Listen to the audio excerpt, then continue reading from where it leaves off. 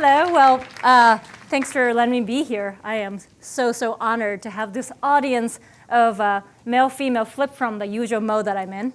So usually it's all male, and then I see women, right? So this is wonderful. Thanks for letting me be here. Usually I give a lot of talks about my work, with things like robots that I built, and then Nest products that I build. But I'm doing a little bit of an experiment. This is going to be quite different from the usual. And it's really talking about something that I feel incredibly passionate about, which is to try to get girls and women to shine and then reach their dreams. So, I've been listening to a lot of different advice, and then all of them are very useful advice.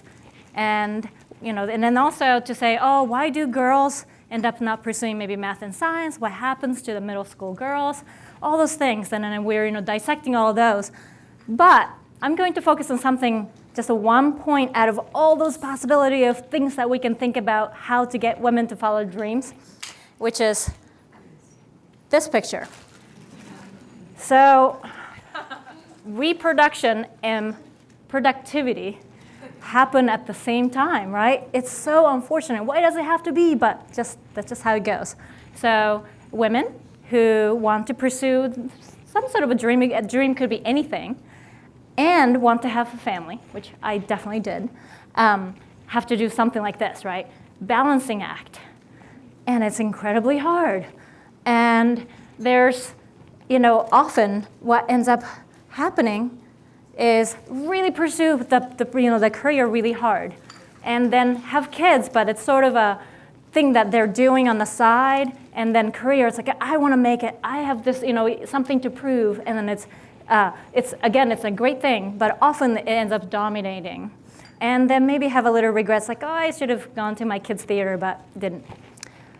Of course, the flip side of it is this side, which is that maybe had a long career, and then got married and had kids, and realized that just to do it perfectly, another fault of women is probably a perfectionist. So just couldn't do it. So came to a hard realization, I want to do the right thing for my kids. I'm going to stay at home, right? A lot of women are like this. As a matter of fact, it's amazing. I meet smarter women all the time, every day, who are staying at home and then just dedicating their life to really make sure their kids are brought to the way that they want to.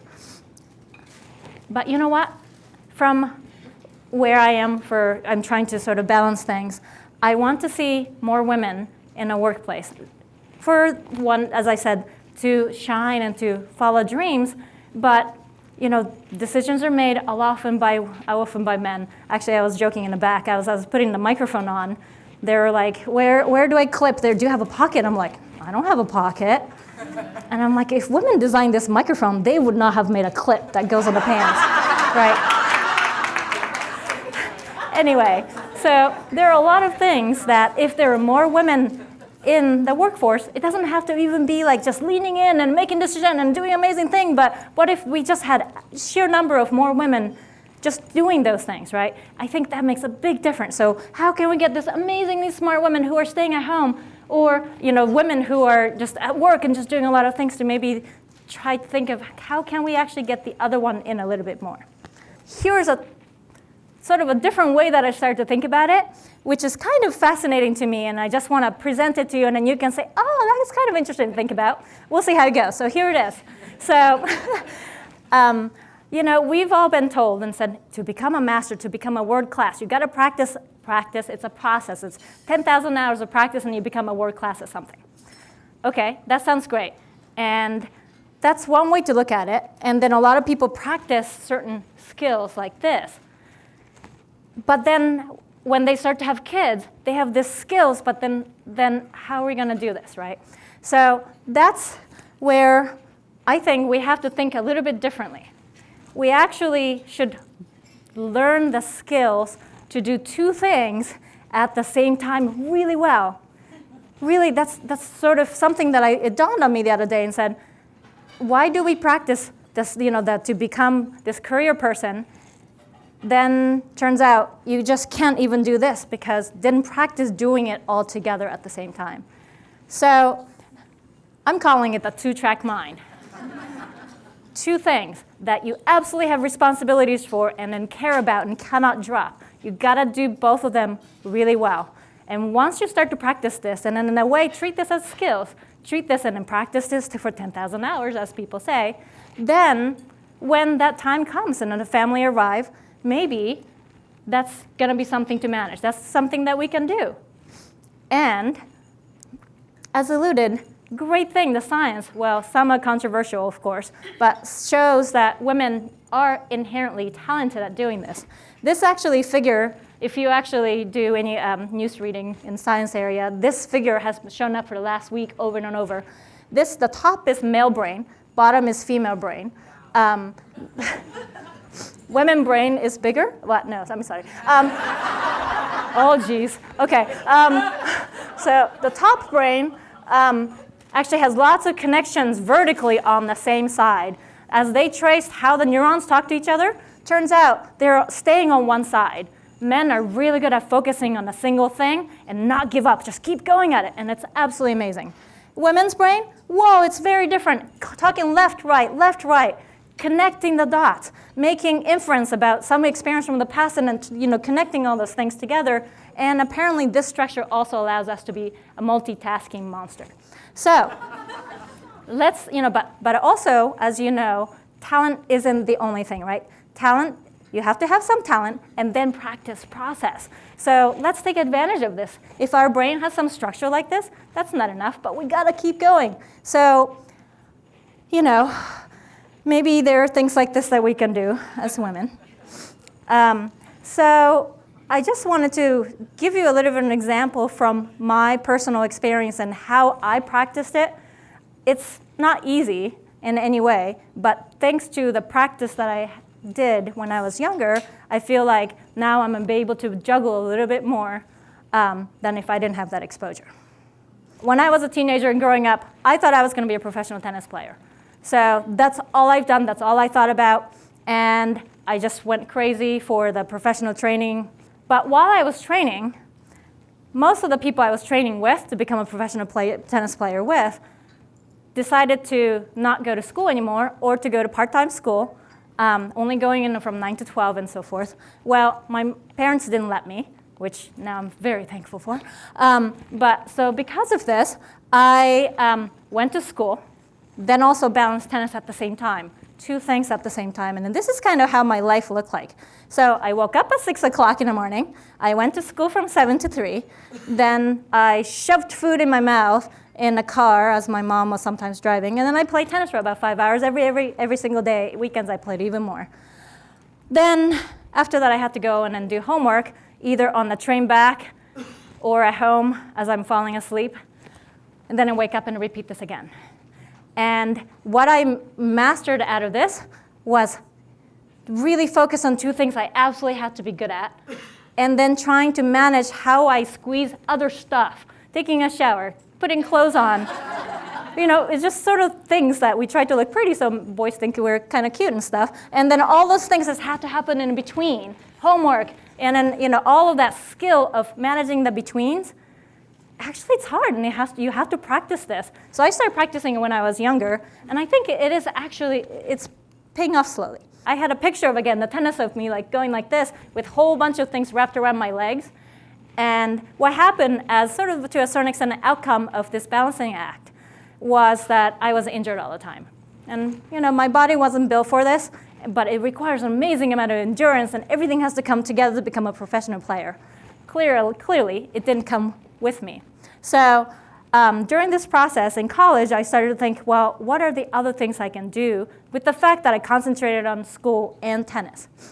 So I started to dream up of a tennis robot that can play tennis with me. And I thought, ooh, that's super cool. Maybe there's buttons, and there's a picture of that, buttons that I can actually press, which would, then I can put on the days that I'm feeling competitive, I can press a button and then adjust in saying that let's be competitive to be just a little bit better than me, and put it on the other side of the tennis court, and then I can really play it. And on the other days when I'm really tired, maybe I can turn it down and I can beat the heck out of it. So that's sort of the idea that I had. So I pursued it pretty strongly as an undergrad and built Legged Robot here at Berkeley, and then in grad school I went to MIT to build this thing. So this was a humanoid robot named Cog. stood for cognition. We really were aiming to build a 2-year intelligence within 5 years with graduate students work. But through this process, one of the things that I started to really understand was that, wow, it's a really hard problem. It's an exciting problem. But AI was not advanced enough to be able to build this tennis buddy for me. So then that's where my double thing came in. I thought, I can do neuroscience at the same time as I'm building robots. I had 2 offices, 2 advisors, and then I actually did both neuroscience and robotics. And that was super exciting because now what that allowed me to do was to start to actually get engaged about what human brain is about. There are people who are disabled out there whose brain might not be functioning as well, but robotic technology might be able to help. Oh, wow, maybe instead of building a tennis buddy for myself, I want to build something for those people who can actually utilize and really enhance their lives. So that transformation has actually occurred in this stage and allowed me to become basically a professor building different robotic devices that take brain signals and then be able to make motions. So this is actually a picture of a robotic hand that's above the picture, which we built to be incredibly realistic, and then they actually realized quite a lot of these motions that we can make and take real brain signals, whether it's invasively, like inside, or on the surface, and be able to convert that into a robotic control signal. So that was incredibly fascinating. But it doesn't have to be about just people who are missing limbs. It can also be about people who are recovering from some injury or something that has occurred to them. One case could be stroke. Stroke just occurred. Now they have paralyzed limbs. Well, if we actually approach it just in the right way with the robotic rehabilitation, and move their limbs in an encouraging way within the first year to 2 years, they don't have to be paralyzed anymore. Turns out, because they sit and then maybe exposed to the rehabilitation program that is not optimized for them, it just doesn't work. Now, robot, the moment it comes in contact, it can actually detect some of the neural state. Are they tired? Are they paying attention? Are they making progress? And can really adjust and then do the right thing. Those are incredibly fascinating things that we were building. And I started to sort of get the tickle that not just in the hospital, but maybe we can do this at home. Why don't we make it a little smaller? Why don't we put it on a tabletop? Why don't we get people to wear goggles instead of the big computer screen that they're looking at? So over this time, I got more and more excited about the consumer product. How can you get into people's homes? And now I'm at Nest. So let's see if the video plays. Otherwise, I can tell you what Nest does.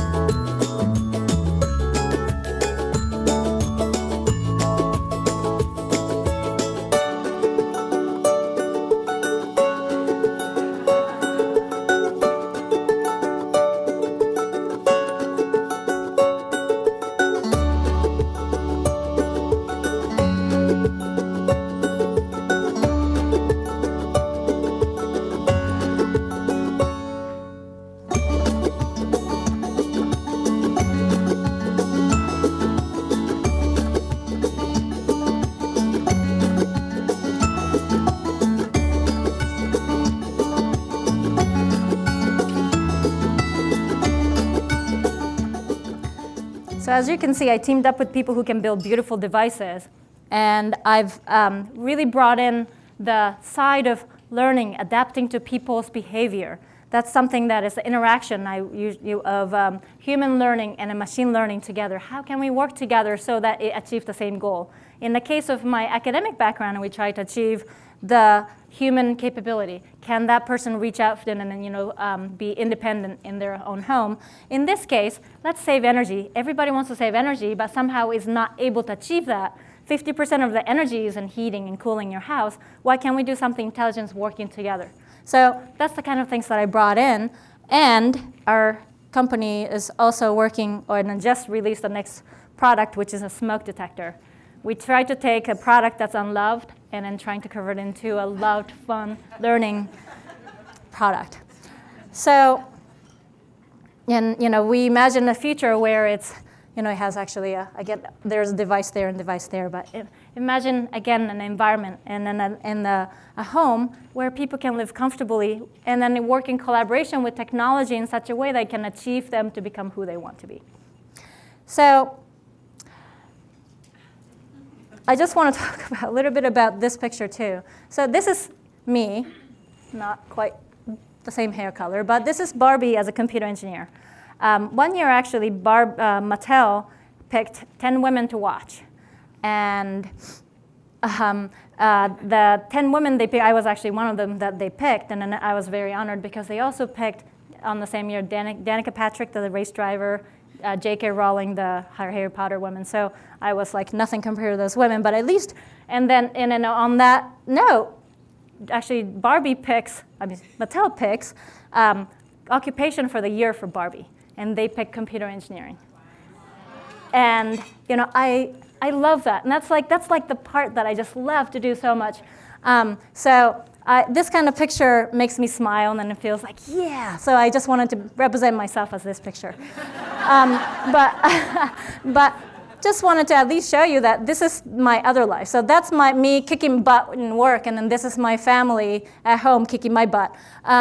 So this balance, just sort of the picture contrast of I started off with tennis and then school, and now with the sort of the career and then family, and then turns out lifestyle is really not that different.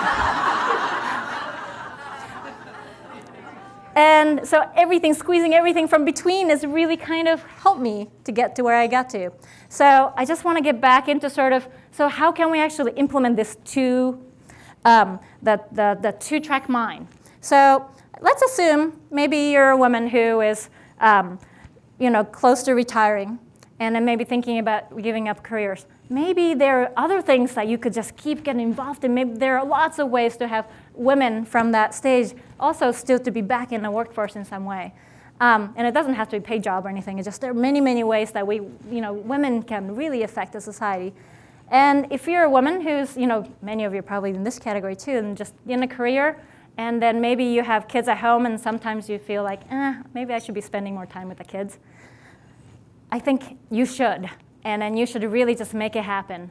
And don't regret it. It's a practice. You're practicing to make sure that both things can happen together. And then you know what? It enhances both of them at the same time. And if you're staying at home, maybe there are entry points. My nonprofit really focus on relaunching women to be able to actually pick up something to do. It could be anything, therapy, it could be engineering, and then to actually build up the resume, and then maybe they can actually get a real nice job. So there are ways to actually try to practice that two skills.